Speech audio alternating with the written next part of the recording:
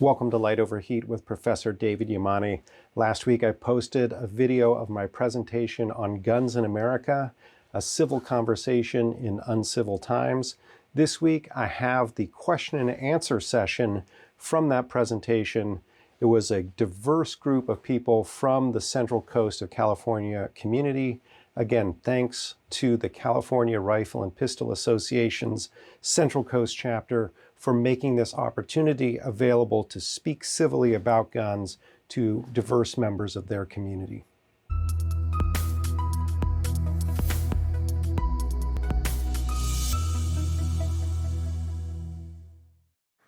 I thought that was pretty excellent. So how about another round of applause? That was really good, really good. So to David's point, we would like, if there are any questions, I think David is willing to stand up here for a little bit. I'll pass around the microphone. If you raise your hand, you want to ask a question. He's a friendly guy. We had all dinner, and it was enjoyable. It was great. So and Sandy, it was phenomenal. So we'll start. Steve. Professor Yamani, thank you very much for coming down to talk to us, especially amongst a large portion of us that remember of the gun culture. So, we have a lot of politicians, not only at a national level, but particularly in this state, that are just hate guns and hate the gun culture, do their best to try to destroy it. So, do you have any advice for us about how we might be able to change their mind, or at least have a conversation with them along the lines that you present in your talk today and your book? Yeah, I mean, this is a really hard one, and this, when I talk about our political and cultural divisions, these are also baked into our political structures in a lot of places. If you have someplace like California that's triple blue, right, and Democrats don't have to worry about competing to hold either the governor's office or the legislature, right, they don't really have to compromise. They don't really have to listen to anybody else, in the same way that places that are triple red, it's the exact opposite, right? And so that becomes a structural impediment. And so I really think that a lot of these conversations need to be taking place, more locally among fellow citizens, and in a way, that acknowledges the reality of the views and opinions that the people who you're disagreeing with have, right? And so those legislators, are not just ignorant, fools who don't know anything, right? They're basing their understandings of guns on some deeply felt and deeply rooted experiences and intuitions they have, right? And ideally, you would be able to approach them and say, hey, want to go to the range, right? You want to learn more about firearms? But again, I think you have a structural problem in California, which is that they don't have to listen, right? And, I think this becomes a situation where we have to maybe set aside the legislative politics and work more on the culture, right? And getting people to understand, hey, we're not monsters, right? We care about children, right? We're not just caring about our firearms. So I wish I had a very simple solution for you. I know that someone I know and this is not an advertisement for my guns, this is just an idea, but he bought some of my books and sent them to anti-gun legislators in Massachusetts, right? Just to say, hey, if you want to understand more about the people that you're creating legislation that it affects them, right, here's an example, right? And that doesn't have to be my book, but it can just be, feeding little bits of information about guns and gun owners that may eventually make a difference, right? But, again, a lot of this is built into the structure of the way triple blue and triple red states are operating now. Never thought about that. That's a good idea. Get some copies of your book. Or, if you find anything that you think fairly portrays the normal gun owner, right? Just say, hey, I see you've signed on to this legislation, or that you've sponsored, legislation, or you've written legislation in the past that will affect gun owners. This is some of the ways it will affect us, right? Thank you for coming. I actually came up from Santa Barbara County, and thank you very much. because Santa Barbara County is definitely quadruple, hex, deca blue. The purest blue possible. Yes. Have you ran into any situation difference between gun, firearm, and weapon? You mean sort of rhetorically? Yeah. How do you present it as a weapon? It's seen in that blue bubble a Right. certain way, as well as AR-15. That's assault rifle. It's like, Yeah. no, it's armor light rifle. It's like, huh? Yeah. So it kind of starts opening up possibilities of dialogue. Yeah. Yeah, and I That's it. know like the NRA, I think in their instruction, you're not supposed to say weapon when you're referring to guns and firearms.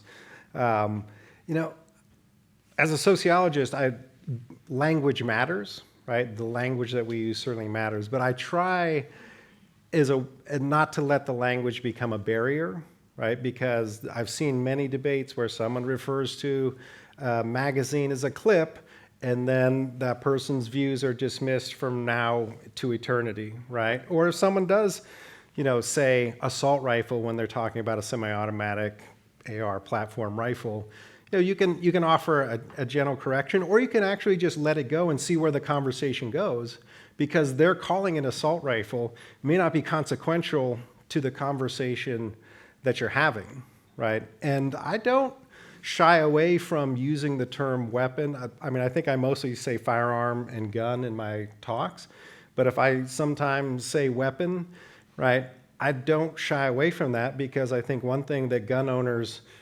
mistakenly do is to say, guns are not dangerous, right? Which is true in a sense, right? There was a gun they found in a national park that had been sitting there for 140 years. It didn't shoot anybody, right? But guns are designed to be dangerous, right? Guns are dangerous. Guns are lethal. And I think if gun owners just accept that, then we may have more credibility in talking to gun violence prevention people who are on the negative end of guns, right? Another thing that's dangerous is driving through West Hollywood with the American flag. Yeah. Yeah. No, I mean, absolutely, driving while black in certain parts of America, there's being Mexican American and like, there's a lot of things that fall under that. But yeah, precision in language and precision in data, I think, matter, but I never want that to I never want to use it as a bludgeon, right? I never want to say, like, if someone says, guns are wreaking havoc on communities in America, I don't want to say, well, did you know that there's only 1 out of 8,560 guns ever actually hurt someone? I say, I know, that's terrible, right? What are the causes of that, and what can we do about it, right? So I think that's how I view that. But, if someone is proposing legislation against assault rifles, that's a sort of different thing, and you have to say, okay, how are you going to define that, right? And what does it mean, and so on. Somewhat as a follow-up to that, the guiding principle behind the Second Amendment was one of self-defense. How do liberals view self-defense? Yeah, no, this is, I think the point that many liberals are very uncomfortable with the use of violence, is connected to that idea of self-defense, right? Because not every act of self-defense requires violence, but some acts of self-defense do require violence, and potentially lethal violence, right? And so, I think liberals have to come to terms with the fact that sometimes violence can be the answer, and that violence can be virtuous, right? And I think this is a conversation that I try to have with my sort of liberal peers. And, I worshiped Martin Luther King as a child, right? And I thought nonviolence is where it's at. But I also came to understand that nonviolence and pacifism are two different things, right? Nonviolence is a political strategy. Pacifism is a philosophy, right? And in truth, I know almost no people who are involved in the gun violence prevention movement, gun control movement, liberals, who are true pacifists, right? That if someone was going to harm their child, right, or their spouse, right, that they would not use violence from a principled position. So, this is where I think, talking about what legitimate self-defense is something that gun owners can do, should do, not be afraid to do, right? But understand, where's the resistance coming from, right? And say, like, would you truly not defend your child with violence if you needed to? And I think almost nobody would say, no one is that pure of a pacifist, right, that they would say no. So, that's how I would engage liberals on that issue. But again, in a conversational way, to try to understand, like, what's going on in that person's mind, not convincing them to accept what's in your mind.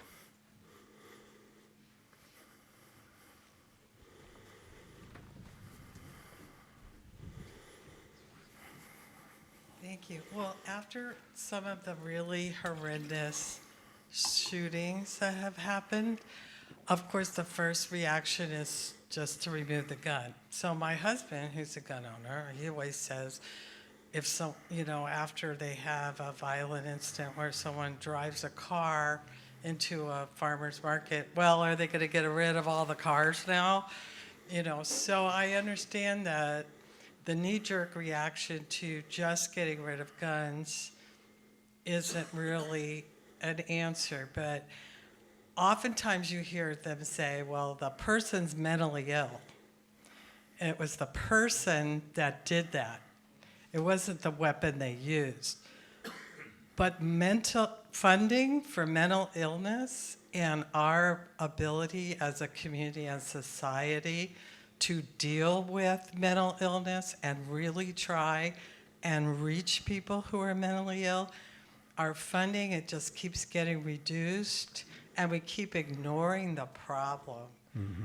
And so I would just say, that some of the focus needs to be on the cause and not the method. Yeah. But the cause is an important one that as a society we can't keep ignoring. Yeah. Yeah. And, that hits me right in my liberal fields because, I think most liberal gun owners, when we look at both the issue of homicide and suicide with firearms, that these are caused by things, right? And so we want to get at the root causes of those acts, right? And but that costs money, right? And this is where liberals and conservatives then disagree, right? Because, we have conservatives who want to defund the government, shrink the government, right?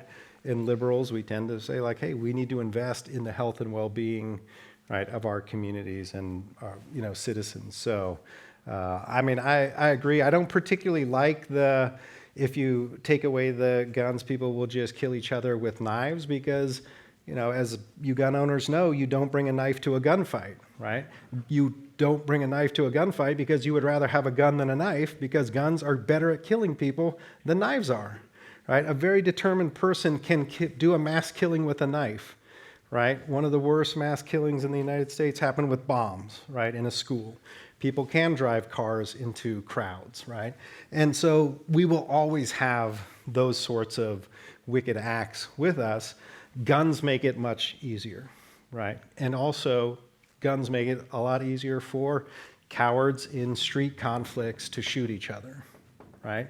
And guns make it easier for someone who is in a momentary crisis to take their own life. That if they didn't have that gun, they might kill themselves using a different means, but that means is probably less effective than the gun is, right? And these are all part of that messy, complex reality that people want to have it be either one thing or the other, right? And it's just not one thing or the other.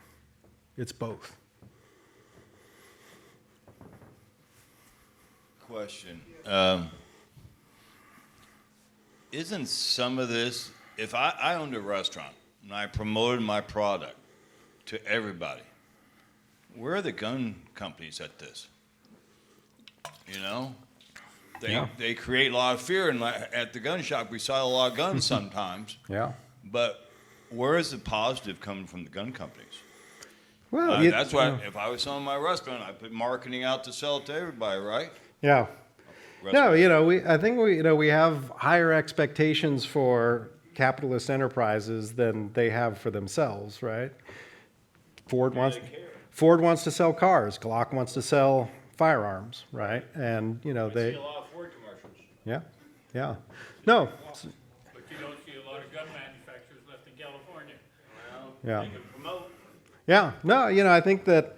I don't take that.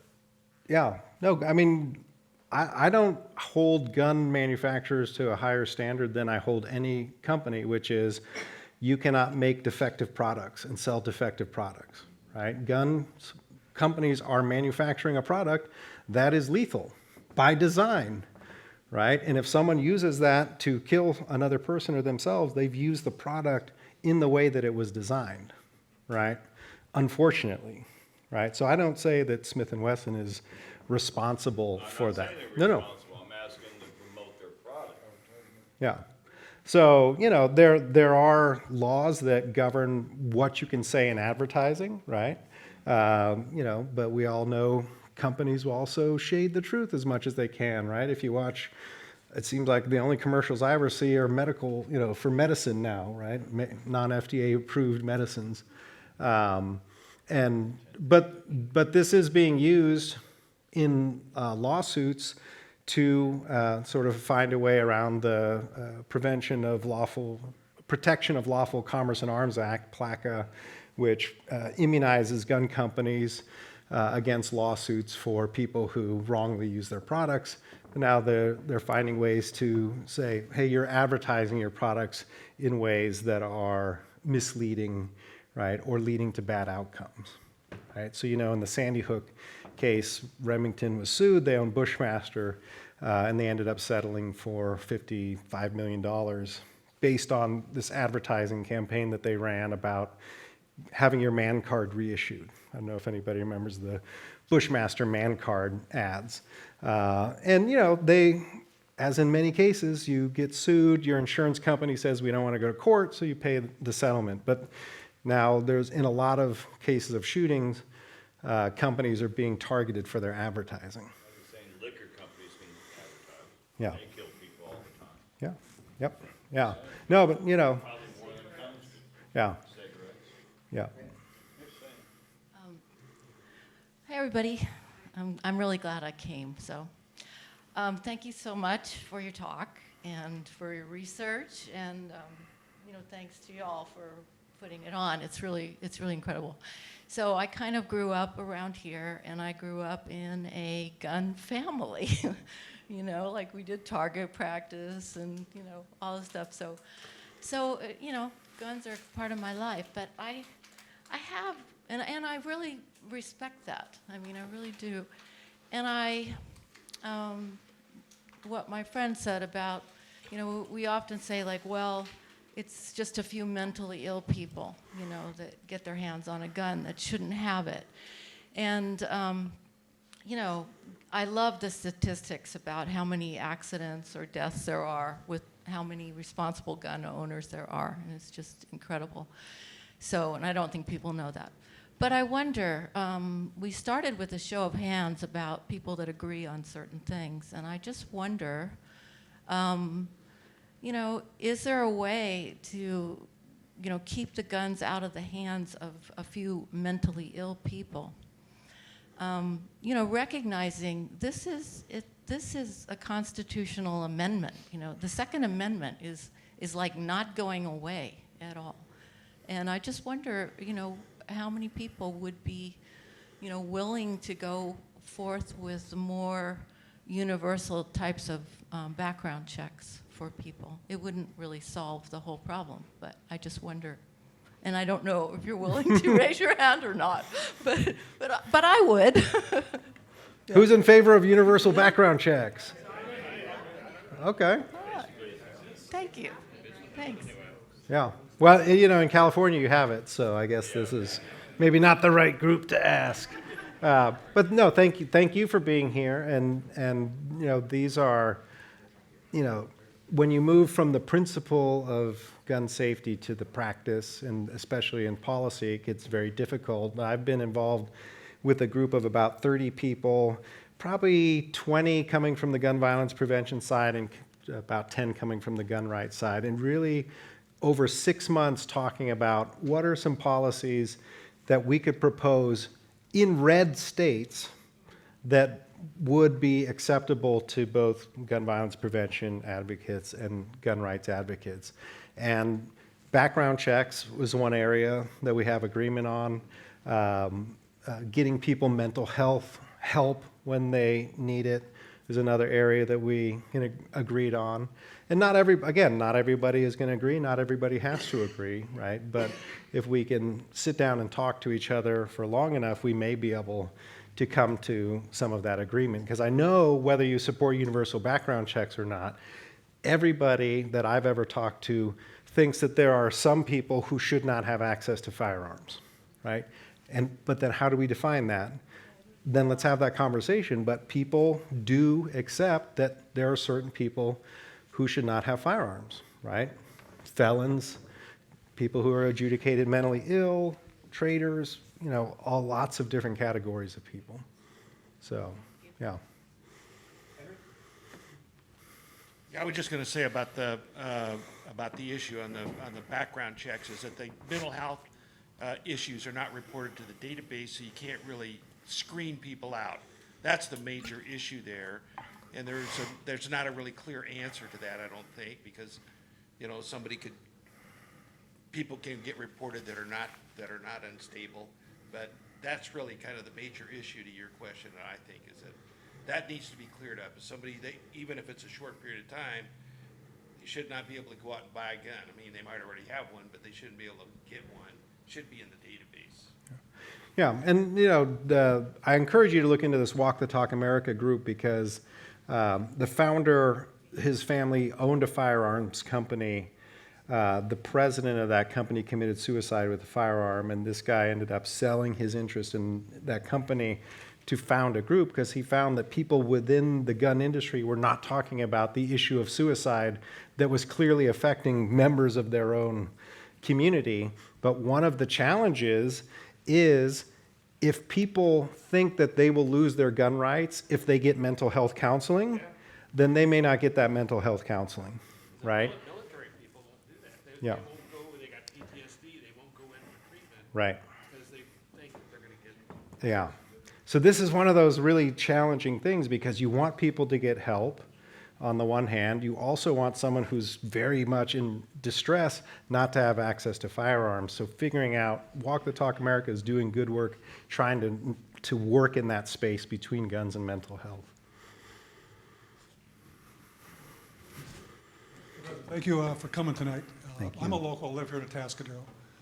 But I grew up in a small town, Illinois, and I grew up with rifles and all kinds of weapons and hunted rabbits and turkeys and all kinds of stuff. In 1968, I got drafted, went to Vietnam, so I'm very familiar with weapons.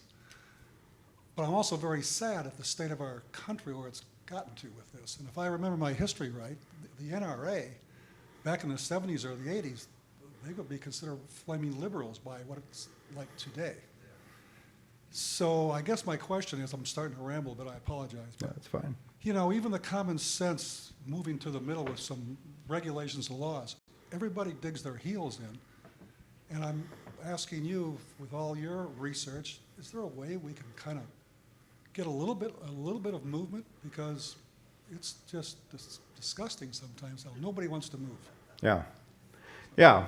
Again, we have a structural issue, in state and even federal politics where most elections are not competitive, right? So if you control that district, you have no incentive to work across the aisle. So I think in terms of the way our political system is set up right now, it's designed to push people to each side of that wedge. So I don't think working legislatively is going to be the optimal way for us to start to bridge some of these divides, really. I really think that we need to start bridging divides in our local communities, right, across groups, across organizations, different communities within the same city and so on. And really, we often hear the story of, the NRA becoming radicalized, right, and fully aligned with the Republican Party, which is true, but the other half of that story is that the gun control movement also became radicalized and fully aligned with the Democratic Party, right? So as the NRA is moving right in the 70s and 80s, right, after the Gun Control Act of 1968, you also have groups like Handgun Control, Inc., you have a handgun ban in Washington, D.C., in Chicago. You have the assault weapons ban in 1994. And so the two sides are just in this death spiral, right? Each trying to move further to the flanks, right? And when I go to talk to the people at Brady, they're like, why won't gun owners listen to us? We have this End Family Fire program, which is an amazing program designed to get people to secure their firearms so that kids won't shoot other kids in their houses. Right? Like, why don't gun owners listen to us? I'm like, because in addition to that, you also propose an assault weapons ban, right? Which will not do hardly anything to reduce the violence with guns that we see in American society. And because you take that more extreme view, your more moderate positions won't also get a hearing, right? So, again, I don't disagree with your characterization of the NRA, but the same is also true on the other side, and I don't see under our current political system that getting resolved. So we need to do it here, right? I wanted to add a thought to thinking about concerns with. Oh, I wanted to add a thought to the concerns surrounding mental health, because. I think it would be more helpful to have a focus on whether or not a person has a tendency towards violence. Does someone have a history of domestic violence, armed robbery, things like that? Or people around them, I don't know, because as far mental health is such, it can almost be like a Salem witch hunt situation. Or if you're worried about not having access to your firearms, any person around you could say oh, that person is not someone that I trust. They could say any such things, and you don't know whether or not you're gonna have a proper process to go through. You don't know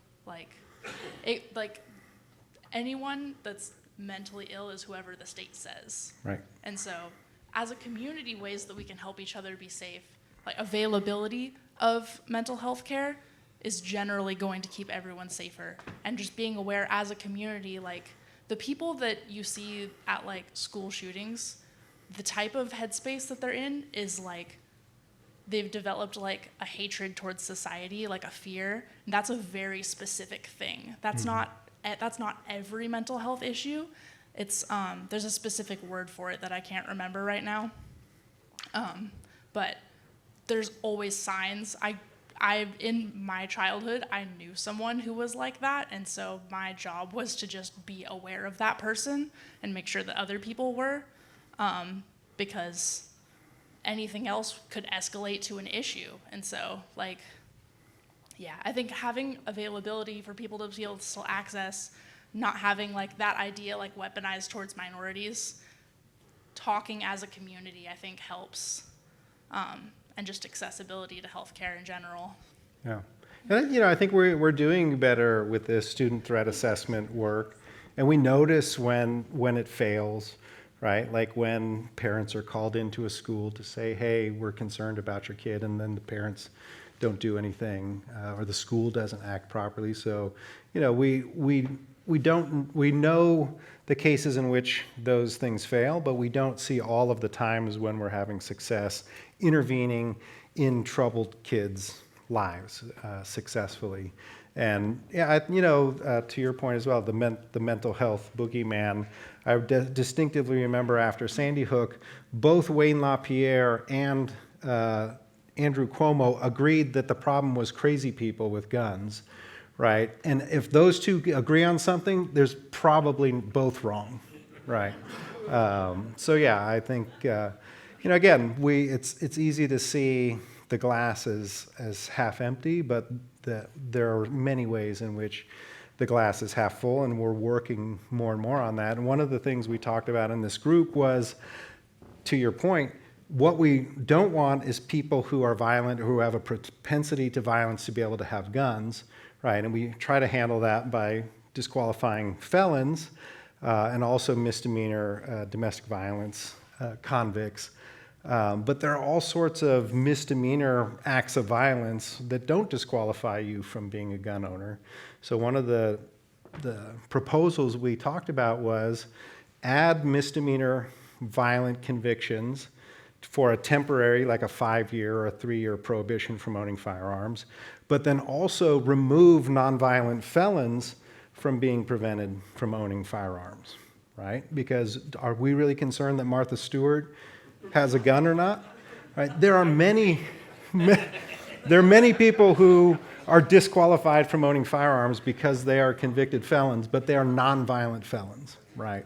And so, is that a trade-off that some state legislators would be willing to take? Is that a trade-off that gun owners would be willing to take, or gun violence prevention? We don't know, but it's something that we agreed on. At least, 28 out of 30 of us agreed that that would be a fair trade-off, and it'll also likely reduce the number of negative outcomes with guns. So, excellent. We have time for 2 more questions. They've already been, Chris, been spoken for. But there's David, and then this gentleman here, and then we'll get to the, I know why you all came, the drawings. One thought that comes up occasionally when you get into the good guy versus bad guy is, well, when I was a kid, and it wasn't that long ago, we had in various parts of the country, in various parts of the country of California, we actually had firearms training classes in schools. Yep. And during the hunting season, my cousin had a shotgun in the rack in the back window of his truck that was in the school parking lot. Yep. And we didn't have the mass shootings. So from a societal viewpoint, what the hell's going on? Yeah. Well, yeah, times have changed. And, I think one of the things that happens is that things that people didn't think were possible all of a sudden become a possibility, right? So it becomes almost a script that an aggrieved young, typically man, right, can follow to enact that revenge scenario that they've concocted in their heads, whereas when you were a kid, you couldn't even imagine that, right? And for most of my life, I couldn't imagine that someone would fly a plane into a building in New York City, but then someone did it. Right? And then that made it so that we had to address that reality from that point forward. So, I think that the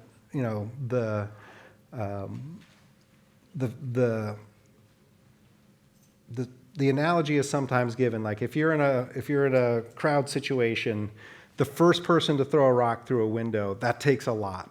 Right? For the 10th person to throw the rock through the window, that's a lot easier. And I think that mass shootings are that way, right? So that now it's a model that people can base their behavior on. And as we've seen, it can become a kind of sick sport, right? That people will try to match or exceed the previous number and so on. And, that's something that it's hard to address. It's a wicked problem because it is so rare, right? And, it's hard to root out every single bad actor in a society. There have been police departments in the state that have people recommended putting a mental health professional in the patrol car with the officer and deputy. And from my perspective, the response to that is, well, if I'm the deputy and I come across a violent person who has slaughtered his family and is standing out on his front porch naked, swinging a machete covered in his own feces, I'm going to go to the mental health professional. You're on. Yeah. Senator Butler County Sheriff does that. We I've never served in law enforcement. We ask a lot of our law enforcement officers, and most, as I understand it, most of the daily law enforcement activities that people engaged in are social work and counseling and other sort of activities that they may not be well equipped to handle. So that's a challenging issue. Sandy went to a high school where mostly boys had firearms in their trucks in hunting season, and everybody in PE class took hunter safety, whether they were hunters or not. We did also in this group, we discussed the possibility of mandatory firearms safety education, age appropriate at different levels of schools, and that actually became very controversial. People, are sort of afraid that if you expose kids to guns, they might like them, and so that it would not just be gun safety, that it would actually be kind of conversion, be like a catechism class, but. So we have time for one more question. The gentleman's here. Anybody that does not have a ticket, raise your hand, and that wants to participate in the books, the class, or the rifle, please raise your hand. And while we're finishing up, and David will also be available after with signing books, so I'm sure you can entertain some questions there as well. Yeah. As long as you buy a book. Yeah. One question per book. So raise your hand if you need a ticket, and take it away. Yes. Well, David, I don't think you need a ticket. Being that person in betwixt and between, you say you have 13 firearms? Why? About. Yeah. Why do I only have 13? Why do you have that many? Yeah. Yeah. No, I can tell you. Are you a that collector? I'm an accumulator, and so the average gun owner in America owns 5 guns, right? The median gun owner owns 2 to 3. Lots of people only own 1. And then there's a lot of people who are hoarders, right? And I'm I think it may be somewhere in the middle, but, it's funny that because different firearms do different things, that it's easy to start getting a different one and a different one. So, for example, my first gun was a semi-automatic 22 pistol, very good starter gun. Then I get a 22 single-action revolver because I thought that'd be a very safe gun for my kids to shoot. Right, then I got a Ruger 1022 because I wanted a semi-automatic rifle, but then I also wanted a bolt-action rifle, also in 22. And then I got a single-shot 22 for my kids. So I had 5 guns, all different, right, in one caliber, right? And you gotta have shotguns, you have to have pistols, concealed carry pistols, home defense pistols, target pistols. So, different guns for different purposes. There was a second part to my... Oh, that was a trick. Yeah. I should have let you... Yeah. Oh, man. Oh, come on. Yeah, but, I just wanted to know what your general thoughts were on concealed carry. I have a concealed carry permit in North Carolina. I carry when I can. I can't carry at work. I can't carry if I'm drinking. I can't carry to the post office. So, it's very difficult to carry concealed all the time. But the basic idea I have is that I don't know when and where somebody might try to do damage to me or my family or my loved ones. And if I could, then I wouldn't go there and I wouldn't need a gun. I'll bet you can't carry in California either. I cannot legally carry a firearm in North Carolina, or in California. Right. In many states, I think with a North Carolina concealed carry permit, you can only carry in 24 states, but add the permitless carry states. So, yeah, you definitely... my other thought is that if you're going to do it, you need to be responsible, you need to be trained, you need to understand the law, you need to understand the ethics and the morality of lethal force, and you need to be proficient with your firearm. So now, I'm not going to say that needs to be a legal requirement in the same way that I think that people should be educated if they want to exercise their voting rights, but I'm not going to make people take a test in order to be able to vote. We might be better off if we did. David, thank you so much. Excellent. Another round of applause.